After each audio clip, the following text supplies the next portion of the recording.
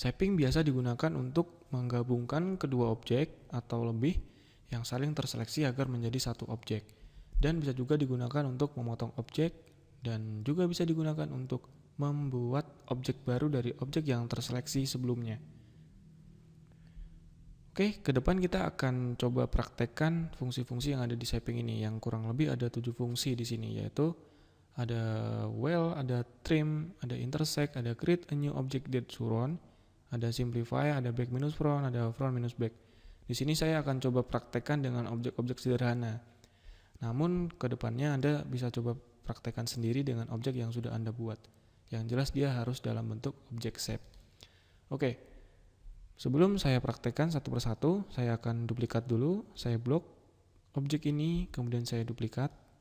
Saya drag ke sini, kemudian saya klik kanan. Duplikat dengan klik kanan saja agar cepat. Nah, seperti itu. Kita duplikat semuanya. Tujuannya agar nanti Anda bisa melihat fungsi yang dihasilkan dari shaping ini. Dari ketujuh fungsi shaping ini. Kita duplikat dulu. Oke, saya rasa Anda sudah bisa semua ya membuat objek seperti ini, karena sebelumnya saya sudah mempraktekkan bagaimana cara membuat objek-objek seperti ini dan juga memposisikan objek ini di depan atau di belakang karena sudah kita bahas di video sebelumnya. Oke, langsung saja. Di sini kita akan coba perintah well terlebih dahulu. Apa yang akan terjadi ketika perintah well ini dilakukan? Pertama, saya seleksi dulu kotak merah ini, kemudian saya tekan shift, saya klik segitiga biru ini. Nah, maka secara otomatis ketika objek sudah terseleksi, fungsi shaping akan muncul di sini. Saya lakukan perintah well di sini. Nah, di sini kita bisa melihat yang dihasilkan dari perintah well yaitu penggabungan objek menjadi satu objek. Nah, seperti itu. Sebelumnya seperti ini, kemudian dia menjadi seperti ini. Oke, next. Di sini ada perintah trim. Dalam perintah trim perlu kita perhatikan karena ada sedikit hal yang perlu Anda perhatikan di sini. Saya duplikat lagi di sini. Nah, di sini saya klik lingkaran oranye terlebih dahulu. Kemudian saya tekan shift, klik lingkaran yang biru. Kemudian saya melakukan perintah trim. Nah, kita bisa melihat saya klik di luar, ini saya tarik. Nah, ini akan menghasilkan perpotongan. Kemudian apabila yang saya klik duluan itu lingkaran yang biru, kemudian lingkaran yang oranye saya klik kedua kalinya, tekan shift, klik lingkaran oranye. Kemudian saya lakukan perintah trim di sini. Saya klik di luar, kemudian saya tarik di sini misalkan.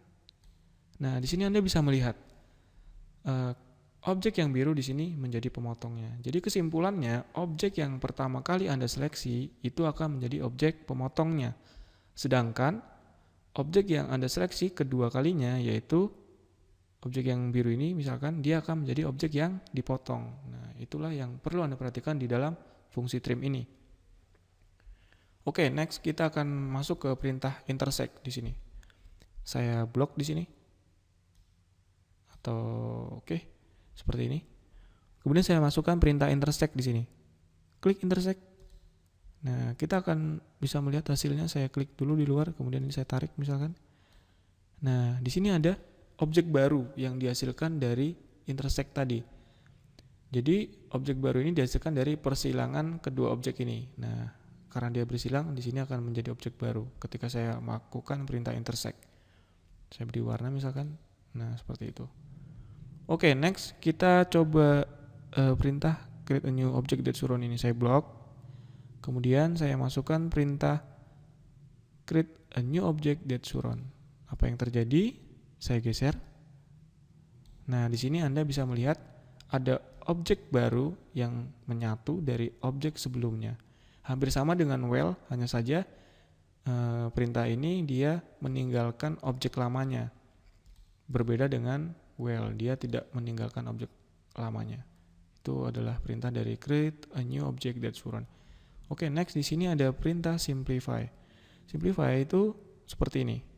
Saya blok, kemudian saya masukkan perintah simplify di sini. Klik. Kita bisa melihat, saya klik dulu di luar. Hampir sama dengan trim, hanya saja di dalam perintah simplify ini, objek yang paling belakang dia akan menjadi objek yang dipotong. Walaupun kita menyeleksinya duluan. Maksud saya, walaupun kita menseleksi kotak hijau ini duluan, kemudian yang lainnya itu belakangan, dia akan tetap objek kotak hijau ini yang akan menjadi objek yang terpotong. Misalkan saya coba nih, saya klik yang ini, kemudian saya tekan shift klik yang ini dan ini.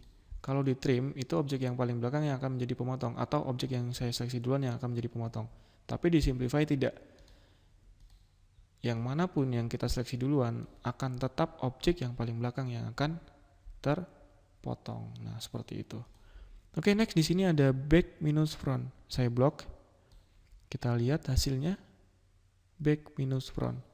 Nah, hampir sama dengan trim, hanya saja objek yang menjadi pemotongnya akan otomatis menghilang.